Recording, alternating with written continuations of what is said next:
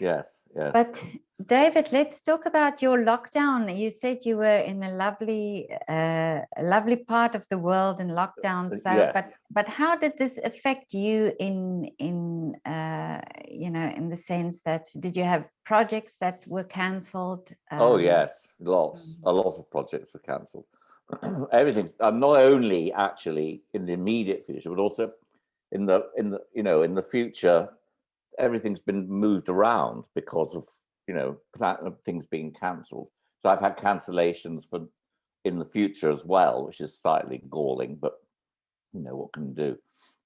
So yeah, I had everything cancelled. The only conducting I've done since last March is Hänsel and Gretel, which I did for Scottish Opera, of an online video production, which we made in December.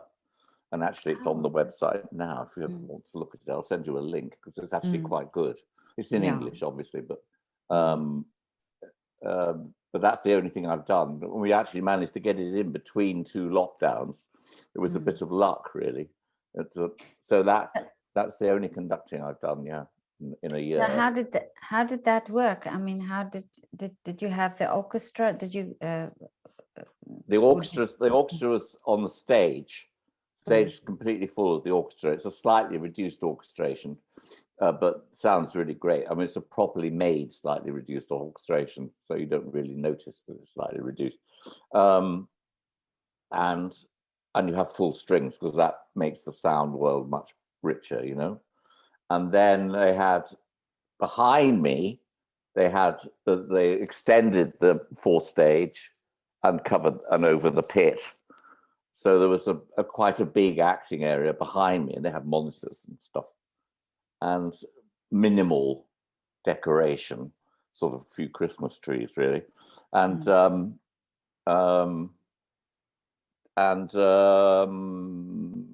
just the singers socially distanced from each other. But the director made a kind of a feature of it, that it was set now, so that it was they couldn't touch each other, They would so when they were in the wood, frightened, they it's quite sweet. They reach out for each other. They think, well, we mustn't touch, and it's quite. I mean, it's a clever way of making, a thing out of a necessity, isn't it? As necessity is the mother of invention, that famous expression. Yeah. But it was, it's very charming, the video. I mean, really, really good artists. I mean, and it was extraordinary in a way because only one of the singers had sung anything in public since last March. We made it in December. And that was Kitty Whately, who's done some recitals, because, there had been the odd recital, but like at the Wimble Hall, they've had series of recitals with singers, and she'd done one of those, but the others hadn't done anything. And it was quite, it was quite intense for them, actually, I think.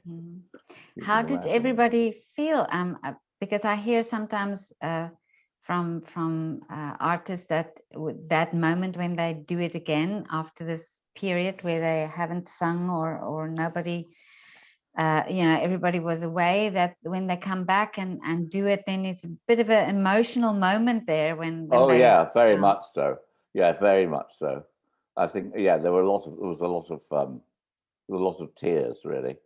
And it was really sweet, actually. The baritone, Philip Rhodes, who was singing Peter, he, when at the Sitzprobe, I played the overture, and he said, "I'm sorry, I have to speak."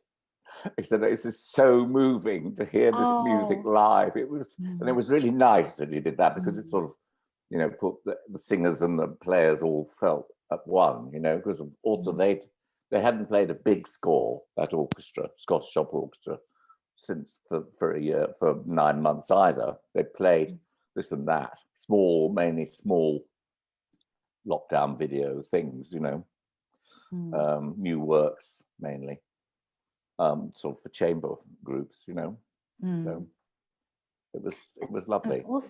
And also this this feeling that the audience, that there's no audience. Yes.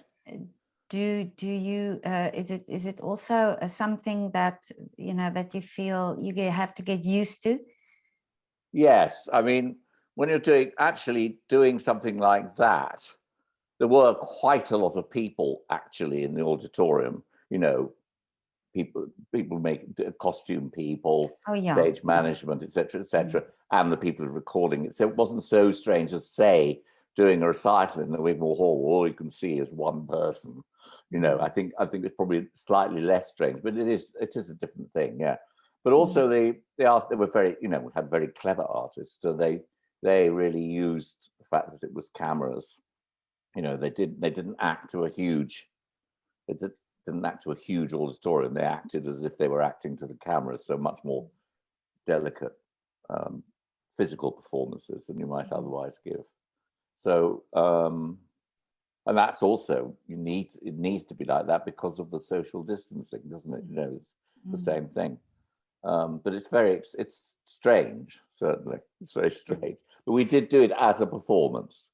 We didn't sort of do it as in bits and say, oh, we can retake that bit and all that. We just did one retake for the end because the baritone went completely, I don't know, he just went somewhere into la la land, completely wrong. So we did the last section the second time, so they could edit it in somewhere for the whole thing, but there was no major editing. But I find this also very interesting because I heard that from an opera singer in Germany as well, that the theaters really go through so much effort and lengths to make these performances possible, and to adjust and to rework it so that there's no contact and yes, and also the artists as well. Yeah. Yes, it's a lot. Yeah, you have to adjust completely, really. But people, it was really, really well organized. I think it depends on the organization. If the organization really sorts it out properly, then it makes it a lot easier. And they've done it. Was really well handled at Scottish Opera, very well handled. But they haven't done anything since that. All the things they were supposed to do now, they had to cancel because of the next lockdown. And it's a long one, this one. Yeah, it's not over yet. I also think that, and I also found it interesting, and this was really my thought process over the time that I photographed the artists in Vienna in the windows, that that you actually have this mindset or skill. I don't know if you can call it a skill, but it's almost as if you can overcome things, and if you can find solutions, and if you're creative, your minds are so creative that you can now in this situation find some solution or find a way around things. And I found that with the artists as well, how they start forming ensembles and getting together and collaboration things. So I think this is something that the world can also learn from.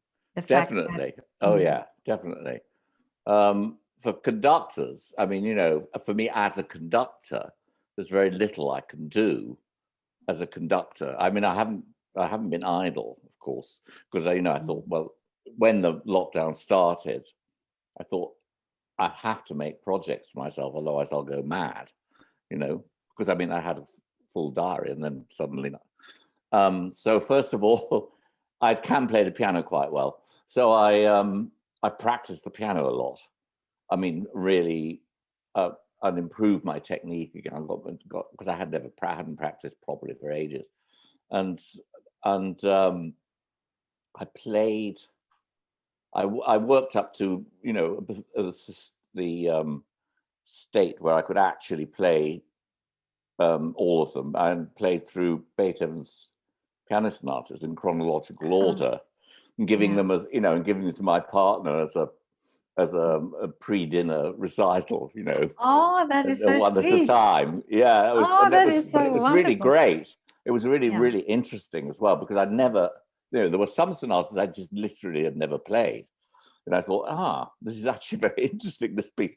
But also, if you do it in chronological order, you get this amazing span of Beethoven's creative life, because it really does cover the beginning to the end. The piano sonatas, they're the best coverage of his creative life. And I did play every note, except I have to admit that I balked at the last movement of the Hammerklavier. I just thought, I'm sorry, my life is too short for this.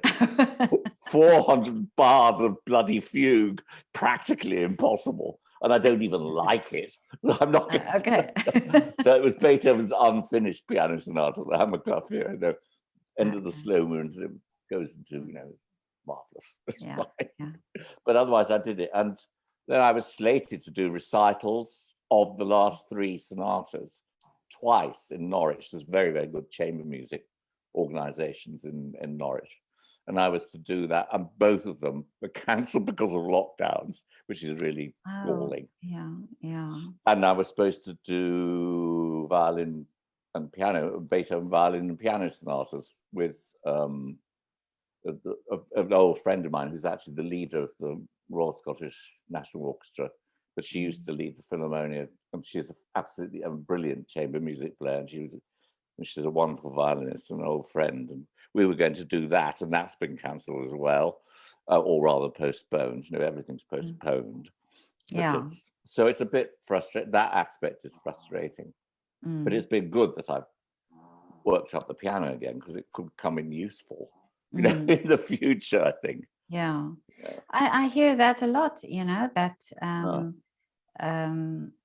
musicians, they start playing repertoire that they've never had time for. Yeah, exactly. And of course, I've also heard from conductors that it's this thing that, what do you do? Because you need an orchestra to conduct, Yeah, exactly.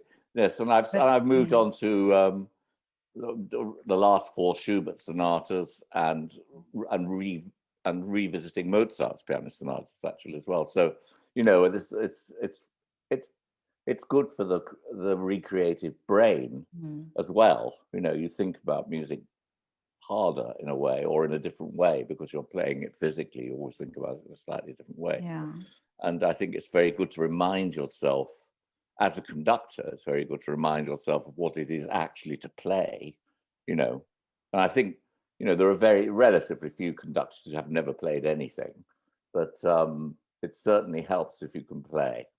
You really need to know what it is to play, I think, and to perform on an instrument, really. I think that's fairly important. Now, the first lockdown that started in May in the UK, a bit later. No, it started in March. In the UK. In March. Oh, okay. Late March, yeah. Did you think in that time? Did you just think it's just I'm going to use it as a time to just slow down a little bit, or that you thought that it will be soon over, or did you realize then already that things is going to get worse? I think during April we all realized that things were going to get worse when things started to be cancelled for the summer. And at first we thought, I think quite commonly we thought that it would be, a month or 2, and that would be it. And of course, this hasn't been at all, as you know. And although the British government has been particularly incompetent, all the European countries are still suffering, aren't they? In fact. Yeah. And the one thing, unfortunately, the British government has done well, fortunately, but also unfortunately, because it is an awful government, is that that they've, they actually ordered enough vaccine. Oh, okay. So the vaccine rollout is fantastic here. I've been vaccinated already once, and I'll have another one in a few weeks. Oh, okay. Oh, that's wonderful. And now they're vaccinating people. They're getting on with everybody between 60 and 70, and soon they're starting on 50 to 60 already. You know, so they're kind of, that's great. Yeah, like 20, they've vaccinated about 23, 24 million people already. that's amazing. It's yeah. amazing. Yeah. And yeah. the thing is that the government allowed the National Health Service, finally they allowed the National Health Service to organize something. They organized the vaccines. All the other things that were supposed to work, like testing and, you know, testing and tracing and all that, they didn't work because they were run by absolutely hopeless private companies. Anyway, so it's worked well, but it means that everybody thinks the government isn't so bad now, of course, which is terribly annoying. That's terribly annoying. But what they're doing for the cultural sector is fairly limited, as you know. This I'm is sure. this is what I was going to ask you now. Is do you feel that the arts are valued, or artists are valued in the UK? Not as much as they are, say, in Germany. Certainly not, and Austria too, I'm sure. No, definitely not as much. And there isn't the same. There's never been the same, anything like the same subsidy, anything like. But they are putting some. They have. I think there's been so much fuss that they realize that they can't allow it to die, the sector, because actually it's a big earner for the country, you know. And the thing is, we have to approach them in their mindset, you know, and tell them this sector, the creative arts, is worth £5 billion. It brings in £5 billion a year. It's, you know, it's very, very, it's much more important than fishing, you know, in those terms. So they have sort of, I think the point has been made. And there are some very good organizations that are, a couple of really good organizations which are constantly lobbying the Department of Culture and so on, and particularly for freelance musicians, of course. You know, I mean, the people who are in big organizations on the whole have been furloughed, and they, you know, that's fine, and they get 80% of their salary, but they can't do any work, or they could do work for 1 day a week, which then they're paid for by their companies. So, but that doesn't apply to freelance people, you know, and the provision is pathetic, really. So it's been difficult financially, but we're managing. But this was also something that crossed my mind as I photographed all these artists, were that I got an insight into their world a little bit, by talking to them, by listening, and by understanding. And I was thinking that this could be the problem, why artists feel in that sense not valued, because of people not understanding what it entails to be an artist, or what I think also, you know, I've spoken to conductors for the first time in my life, where I could speak to conductors and understand something about the job that you do, and not many people have this privilege, and maybe this is why I think people go to a concert, see everybody on stage, or see the orchestra, and not know what goes on behind the scenes, or not understand how much studying involved, and so on. Oh, I definitely don't. Yes. Yeah. So and I think this is definitely the problem with the politicians, is that there's no way that they understand this life, and also, like you say, the freelance world. But I was thinking that shouldn't this be a time now that we think, but shouldn't we start in education and change the system, because our school system are really still based on the time of the industrial era, you know, the industrial revolution, where they really educated children in maths and sciences, especially because boys started first with school, so it was all maths and sciences. And it was because of this time period where They wanted to educate people to invent and to do sciences and so on. But now when we see the link between science and art, for example, if I just heard a ballet dancer talk about the Giacchetti, how he based his ballet steps and ballet technique on science, or you know, the correlation is there. And you think a lot in music as well is there's definitely a link. If we just think about vibration, there's a link to science. If artists shouldn't be saying now, talking about this and saying the importance, and of course also the scientific experiments that have been done on musicians' brains, to say that musicians' brains are developing differently. That we say it's important that children at entry in school start with art education alongside maths and science. Then they can go on to become either musicians or not, you know, or scientists, but that the basis is there, and that then we ensure that we have audiences in the future who understand music and who understand art, but also politicians. Yeah, exactly. No, I mean, it definitely is something that's being talked about a lot. I mean, about how you make people, this thing of music being something which actually enables people to think better about everything. I mean, it's been very, very well documented, and we're banging on about that the whole time now, absolutely the whole time, that music should be central, you know, to arts education, to education. And if anything, unfortunately, in this country, in the last years, the curriculum has been narrowing, not widening. But I think that's one thing, you know, we just have to go on about it and try and get things changed.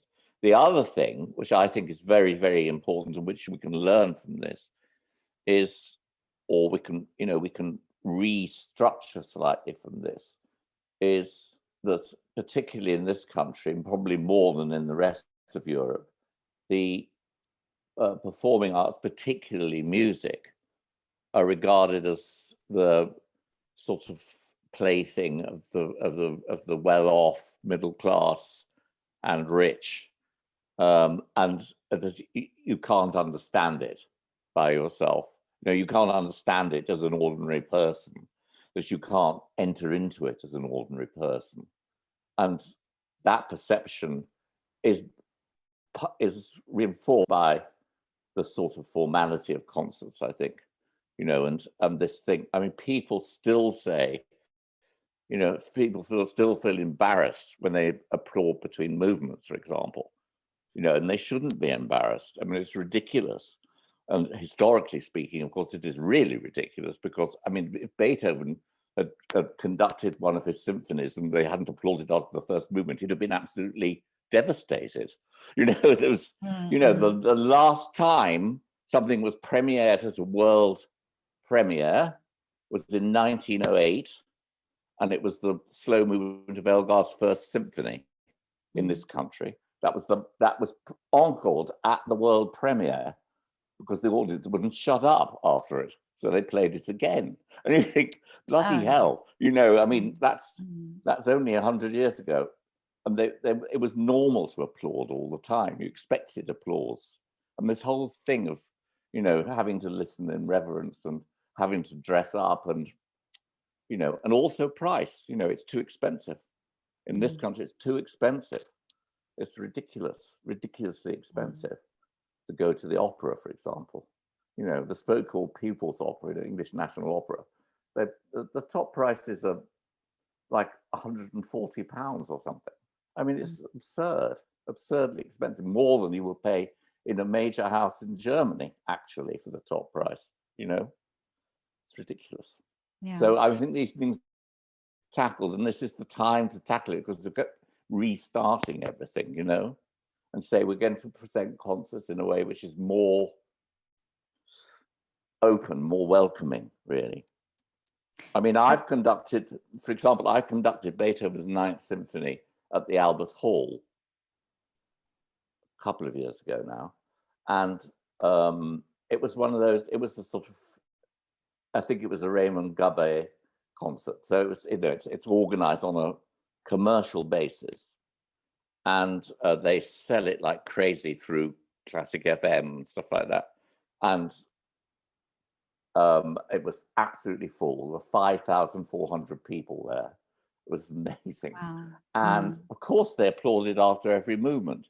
So I turned and acknowledged the applause after every movement. So they didn't feel, you know, they applauded after the slow movement as well. It wasn't just a ripple. They applauded a lot after the slow movement. And this is an audience, you see, this Classic FM audience are the people who are used to hearing single little things, one after the other, movements by themselves. And so they have a completely different way of thinking about music. But that doesn't mean they don't love it, you know. They do love it, and they appreciate it, actually. And it was a wonderful experience to do that. And I think it's that shows that if you actually present in a friendly way, or somehow in a way which the people think they can tap into, you can get a genuine response, and you'll get a much bigger audience too. You know, it was, I mean, they had to turn people away. They had the people that came in coach loads, and they booked, but they had booked slightly too many, you know, they had brought too many people for their booking. And the box office manager was running around tearing his hair out because he couldn't find anywhere for them to sit. It was like, It was crazy. So there is an audience for it. It's just a question of locating them and encouraging them to come. And then you can give them more, you know, you can give them more adventurous repertoire gradually, you know. Don't expect them to come and hear a concert of Stravinsky now, but if you put the Rite of Spring in, then they'll think, oh, that's good. And then you know, that's the way you have to do it. You have to think all the time, what do we do? Who are we doing this for? You know, why are we doing it? And the answer is we should be doing it for everyone. Yeah, Conductor actually mentioned something interesting, and that I also think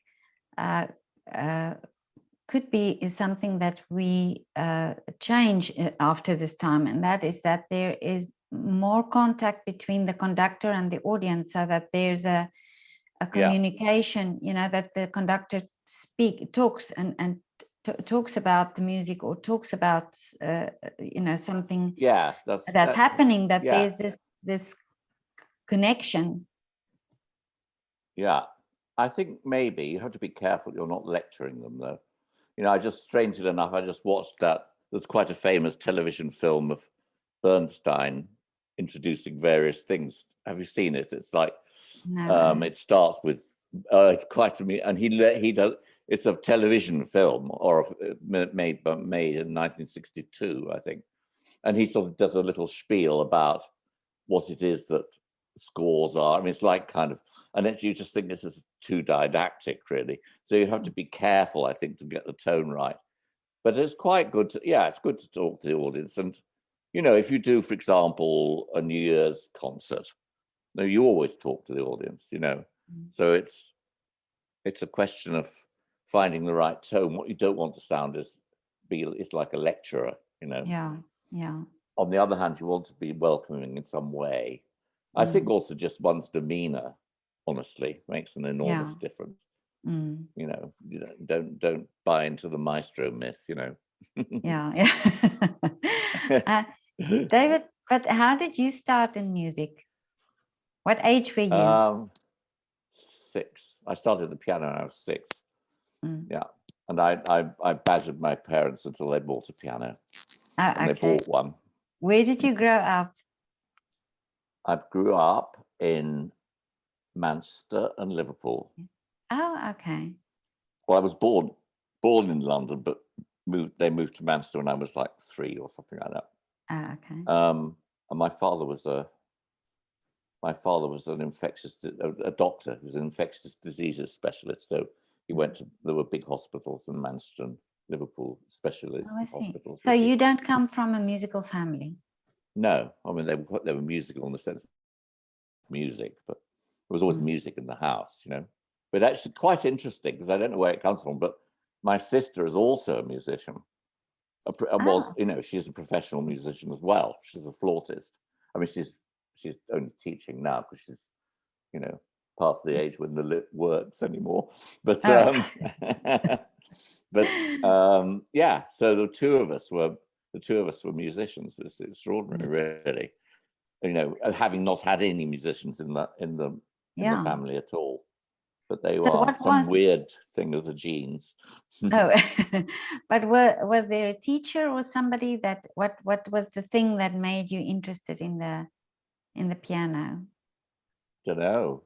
I think I saw somebody on the television playing the piano or something. Oh, I thought I'd like. But I used to even sort of pretend to play the piano on the table before I actually had a piano. So it's the weirdest thing, really weird thing. And then I thought I'd be a pianist. And then I started composing. I composed a lot between the age of about 12 and 22. And that's what I thought I was going to be a composer. It was in the period, I'm so old. It was in the period when, in the 50s and 60s, when if you didn't write something, incredibly dissonant and extremely impenetrable, nobody took it seriously.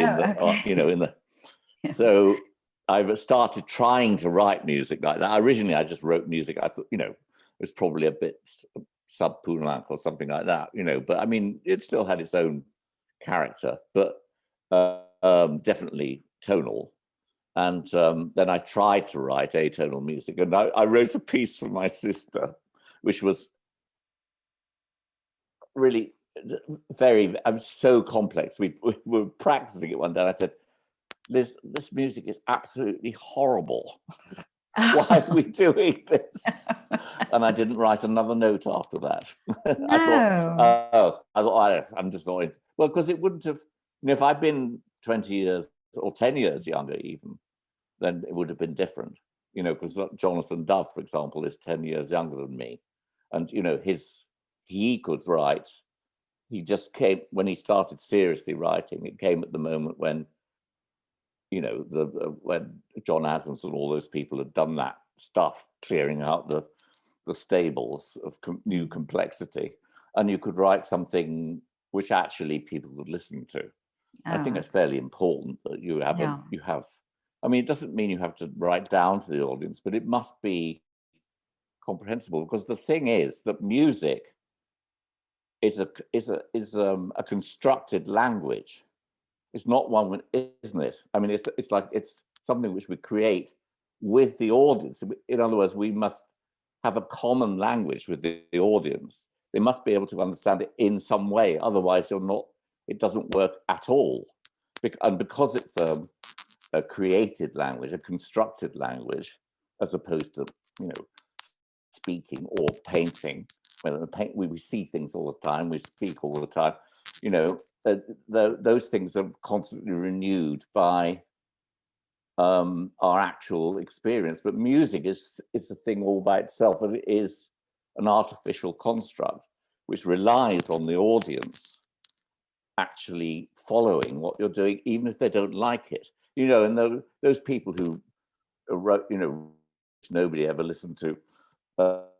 They would always say things like, "Oh, but Carmen was a huge disaster on its world premiere," or things like that. And you say, "Yes, but," or think about it. The point about that is not that the audience didn't understand it; they understood it, but they didn't like it. It's quite a different matter from not understanding it. And this is something which, had nearly killed art music. The period of extreme complexity and impenetrability after the Second World War, really, It nearly killed art music. I mean, who went to it? Nobody, you know, but it's been saved. We're lucky it's been saved. Yeah. But do you Yeah. think in this time also that there will be a change in how people write music and how people receive music and how musicians present music? You know, that there's that in this time where everything was closed down, that there are thought processes in musicians' heads, and I think, like you say, you've now started playing the piano again. Yeah. Do you think this will change the way music is produced and heard? I think we have. I mean, the default position is to go back to exactly what it was before, isn't it? Really. But I think it will be. I think that would be foolish. I mean, I think we should definitely rethink how things are produced. I don't think it'll naturally happen. No, I don't think it'll just happen of its own accord. I think there has to be a certain determination not to be more inclusive, mainly, to be much more inclusive. I think the only thing that could change is there might be more things which are written specially for online. This is quite possible. Yeah. Because it's, you know, actually it's quite successful. You know, some things have been quite successful. Small, usually it's short things, honestly, that are really successful online, you know, which are kind of written for. I wrote, well, actually, I wrote the libretto for what I call a mini operatina. For this organization called the Opera Story, and they only produce new work. It's a brilliant organization. And when the lockdown came, they created a series called Episodes, and the brief was it couldn't be more than 4 minutes long, and every little thing was complete. So I managed to write a libretto which actually had a beginning, a middle, and an end. I.e., it was actually a story that only lasted 4 minutes. It was good fun. But that, you know, those things, some of those are very, very successful, and you can see that this is something which could continue. Why not? You know, and these were free to view.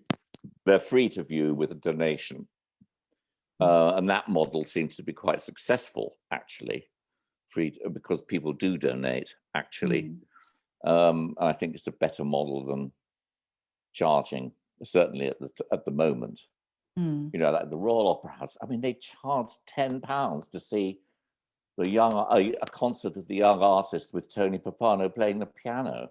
I mean, why would you do that when you can hear hear a recital from the Wigmore Hall for nothing? And why would you? You know, I think it's very foolish. Scottish Opera, everything is free. Everything is free with donate buttons, and they make quite a lot from donations. You know. But it cannot be the central thing, you know, because it's not financially viable, really. And maybe people would pay 50p to see a 4-minute piece, perhaps. Pay 50p. Well, a pound. Yeah, it's possible, isn't it? Yeah. There's a pianist in New York who started doing these he calls little soiree concerts, and he plays his piano, and he plays repertoire. He plays jazz and classical things and just anything he likes. And he has a option there. I think he's done already probably 300 because he started in the beginning of lockdown. But it's just in his living room and also short, you know, pieces. And he gives the option for people to donate if they want to, you know. I find that also lovely, you know. Exactly. I mean, I didn't feel I could do anything like that because, well, first of all, my piano isn't good enough, and secondly, I don't. Secondly, I don't have. You know, you have to have a lot of equipment to do that successfully. You know, Yeah. You have to have decent sound, and thirdly, probably, who'd be interested in my playing when they could hear, the much better people. But I feel I can give a live recital in Norwich because, I can play well enough, and but I wouldn't sort of put myself on an international stage as opposed to conducting. I probably would as an accompanist. I would go with a major singer or something like that. I'd be happy to do that at any level, really. But that's. So I think but what we're talking about is how online stuff might in some way develop, and maybe works which could not be made other than online will come along more. That's the future, and there's no point. It's lovely to have Hänsel and Gretel, on the online, but it's not quite as good as seeing it in the theatre, However, it's cleverly made because it's made to be a video. It's not made to be seen and filmed. So it is a different.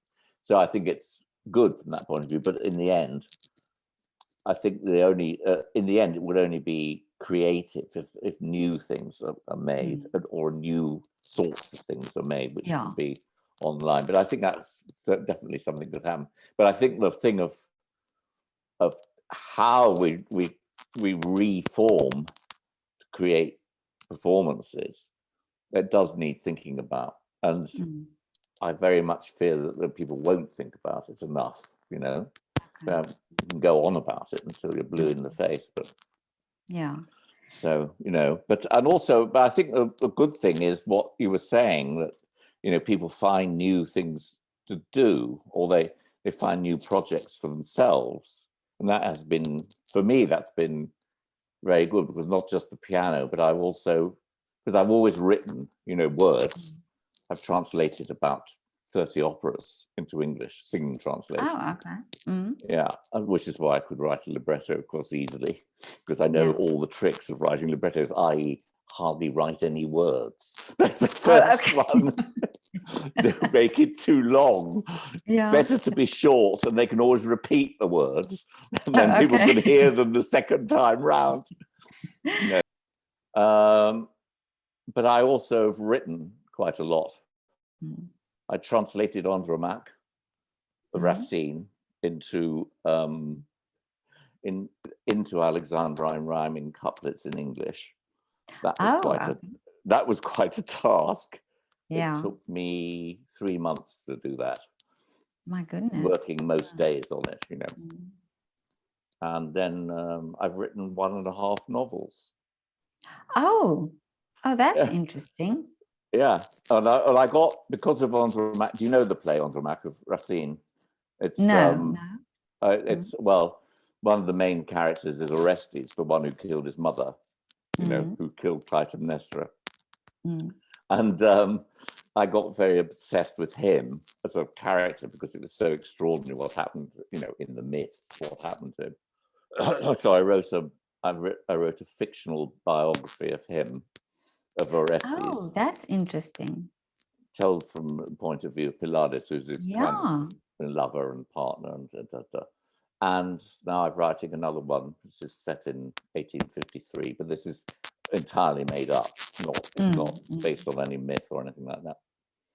So, and was this something you've always thought of doing, or was it just came? Well, the Andromaque was, translating a French classic play was something I had wanted to do for a long time, simply because it has like similar constrictions to translating an opera for singing, because actually it's not as bad as that, because you have to have the rhyme scheme, and you have to have the right number of syllables in each line, 12, but you don't have to worry about what vowel it is on a high note, that kind of thing, where the words end, because you have to repeat some aspect of it, and so on. It's an incredible jigsaw doing a singing translation.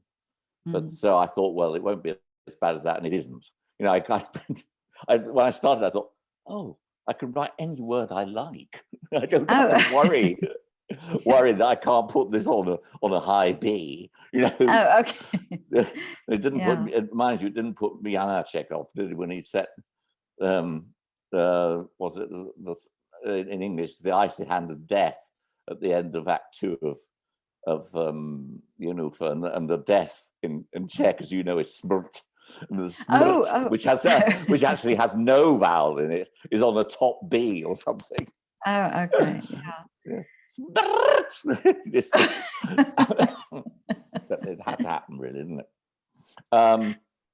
So that was good. And then, but I never really, I had sort of vaguely thought I might write something original. But anyway, I did, and I'm enjoying it. And actually, I'm on the track of literary agents now to try and get it published. Well, it's been well received by friends. Oh, that's by wonderful. people, and not just friends. I mean, people who know about that kind of thing. Yeah. So you never know. Might be my second career. Oh, yeah. Well, but I do have things coming creative. up. It's creative and a way of expressing yourself.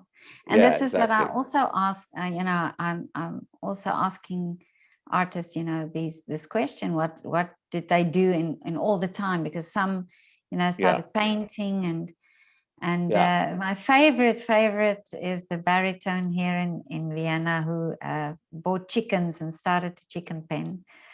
Oh, really? Yes. Yeah. We've had chickens for ages here. Oh, really? Yeah, and we never had any problem with foxes. Yeah. For 12 years. When we first had chickens 12 years ago, until this winter.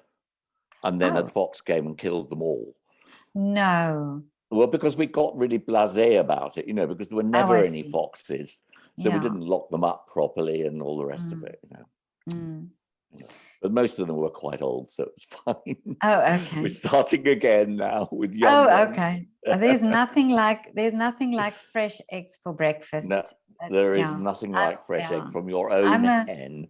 Yeah. I'm a breakfast girl. I think I want to be taken for breakfast rather than dinner. That's my. Yes, quite right. I love breakfast too. Actually, I love breakfast. I think it's wonderful. So what are you doing? You've been doing this in the lockdown, of course. What else have you been doing in the lockdown? Really, I've been up and down Vienna. And I mean, initially it started off, I just wanted to uplift people and have a bit of fun for myself. But then it ended up completely, absorbing me. And there was days in over the summer that I visited about 5 to 6 people on a day, and that traveled backwards and forwards on the buses and the trams and the U-Bahn. And I'm not 20 anymore, so it started really getting to me. But I'm also wanted to write about this because there were so many interesting things I heard and observed, and also my thought process over the time. And but this led me actually to start making these interviews because I wanted then to find out what artists over the world were experiencing, because of course I knew what happened in Vienna. But then it became so interesting, and I thought, isn't it amazing that we can now share these interviews, that people could hear about it. And for me, it now feels as if it's a platform to hear opinions and the things you say. It's if we could put it online and people start hearing and start getting more insight also in what lockdown was for you, for example, or how you and also this creative thing of the artists, where they just don't stop. It's always something, and it's even if it's cooking and baking and painting, but they're always busy with something creative. I really think I would love for people to listen and to have this insight, because for me it's very interesting. So this was. So you're going to do something with all this, obviously. Oh yes, no, I think that my passion is to get the opportunity for children to, if something I can do just by using my camera, because I just have a camera and I think, you know, but if it can help so that something in education can change and children can all have this experience. You know, I come from a industrial town in South Africa. We didn't even have a theater in the town. We had a hall, and we didn't have, we weren't exposed as much. You know, you could take piano lessons, or I remember there was one boy in our school who played the violin, and it was such a novelty that he played the violin. And you know, there wasn't even that many opportunities for ballet. I think there was one man who had the ballet lessons. And I hear how people in Europe, for example, had the exposure to art, and I think if all children could have that, and all children could have the possibility to make the choice and say, yes, I've had this experience, but it's not for me. I would love to hear it, but I don't want to play, you know, for example, piano. Yeah, exactly. But that they also have that opportunity and that development and that appreciation for art, you know. There was a fantastic, I think that's brilliant. There was a fantastic project in the London Borough of Newham a few years ago, and the leader of the council was very progressive about the arts, and he found somebody who had this brilliant idea that they would give every child an instrument. Oh wow! And and starting from nothing, you know, first of all, they'd all play the guitar or something, you know, and then they were given an instrument. When they started doing that, they weren't given that. They were then given their instrument, and they sort of helped to choose what they'd have, and the teachers thought what they would like, and they gave it to every single child, and they only lost like 5% of the instruments. I mean, that were just kind of thrown away. Otherwise, they all kept them, and they all learned something. And it was an enormous success. But of course, you know, then this right-wing government comes along and takes the money away. Yeah. So it's not happening anymore. But you know, wasn't that expensive. You know, it was. If you think of creative ways of getting children involved in music, you can.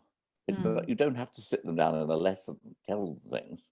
Exactly. You know? Yeah. I mean, my children, I had them play a sport. They chose tennis. That was what they did, and then they could choose an instrument. And because our house was not so big, we couldn't have a piano, so I bought them violins.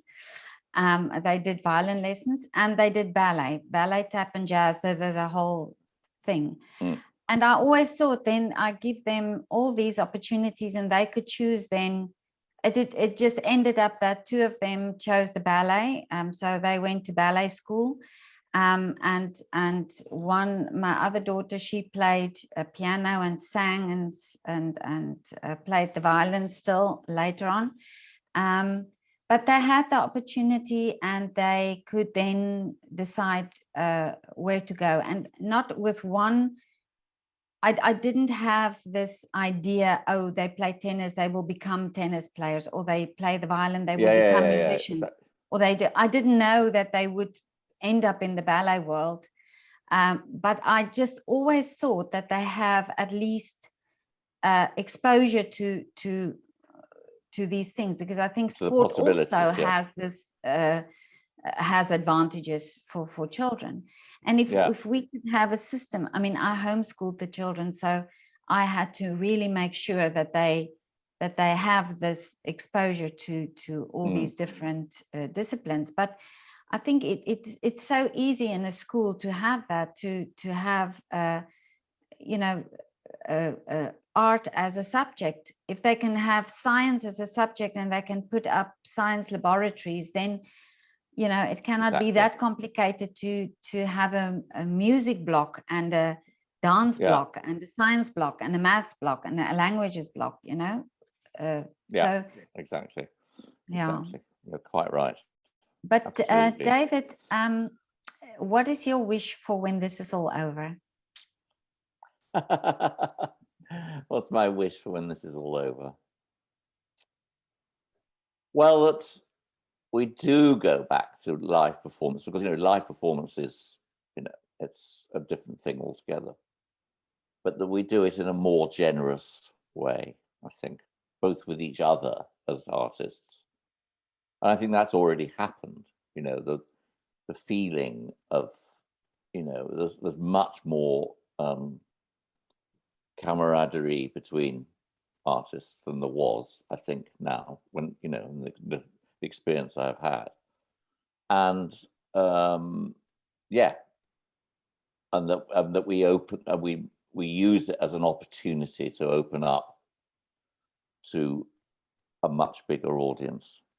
You know, we invite people in more, and we use the online thing to help that. I think that does help it, you know, that the things are available for people to see, and that then they feel they can come to concerts and they can come to operas and so on. And, you know, so that's my wish.